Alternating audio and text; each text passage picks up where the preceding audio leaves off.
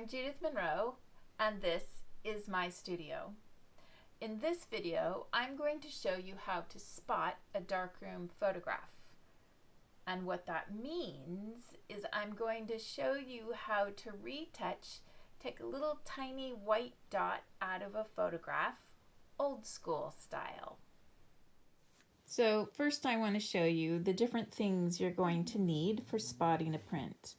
First, a print that has a little white dot or two. There's a couple on this one that I'm going to be working on. And then we're going to need some kind of spot tone. This is made by Peerless, and there's actually the pigment in a dry form on the back of this little sheet of paper. It'll be activated with water, just like watercolors, which they also make. Very cool stuff. A spotting brush. So this is a 000, very fine point. And a little bit of water. There's just a tiny bit of water in there. We work very dry, but we need a little bit of water. And not spit. That's what some people used to do, but yeah, you don't want to be eating this toner. And then this is a trash print. I'm going to be using the white border on this. This is actually a black and white photograph. A little bit of hand coloring with pencil on there and a watercolor, you know. So it's okay to mark on it some more. And then to be able to see up close, this is what I need. Not everybody needs that. All right, I think we're ready to get started. So the way I work is I've got my print right here that I'm going to spot, and I take my trash print and I'm going to lay my hand on this. And then I'm also going to use this white edge to actually help me decide what tone it is going to put here. So the goal is to create the same tone of gray on this with the toner, and I'll be using this spot here. So I just going to use a little tiny bit of water. I roll my brush because I want to maintain a point. And then I'm going to just take a little dab off of that. And I'm going to just make the little tiniest. So I think that's about the right color. I got pretty lucky there. And then I'm just taking little tiny dots and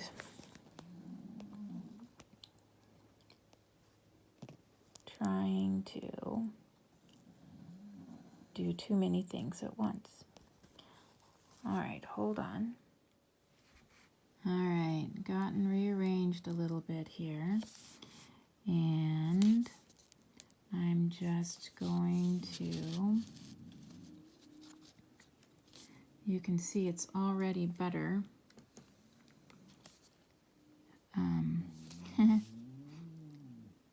So just little tiny dots here, little tiny dots there. And it dries pretty rapidly. And if I feel like I have a little too much on there, I can actually sometimes dab it away with a clean finger.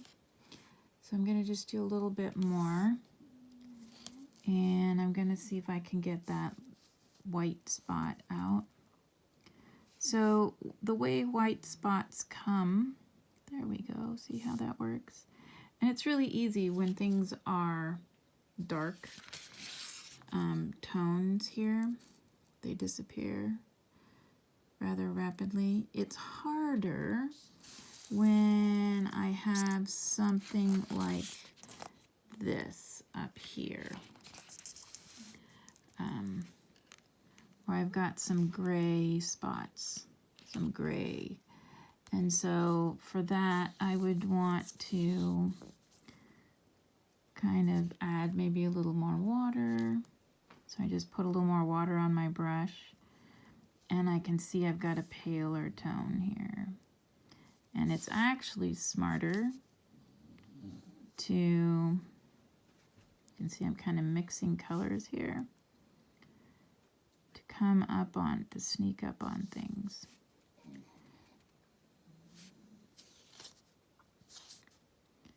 So this definitely takes practice. I just lost where it's happening. I guess I did pretty well with that. Definitely something that takes practice before you feel like you should be able to do this. This is something I've been doing, lots of years, lots and lots of years. So it's a pretty simple concept. Little teeny tiny gray dots to fill in the dots there. Let's see if I can do that. It's a little trickier. I started to say these spots are usually created in the darkroom from dust on the negative. I'm not sure that that's how these particular spots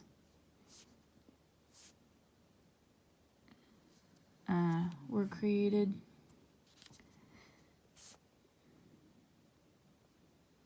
But you can see there's actually a lot of water in that. And it's not always necessary to completely obliterate the mark as much as it is to make it so that it's not drawing our eye so completely. And you can see the difference. So here's the spots, like that's the spot here. And there it is gone. So I chose this print because it had some spots in it. And so you could see, turn it a little bit more. So you can see those white spots that I took out. So like here and there, I took them out.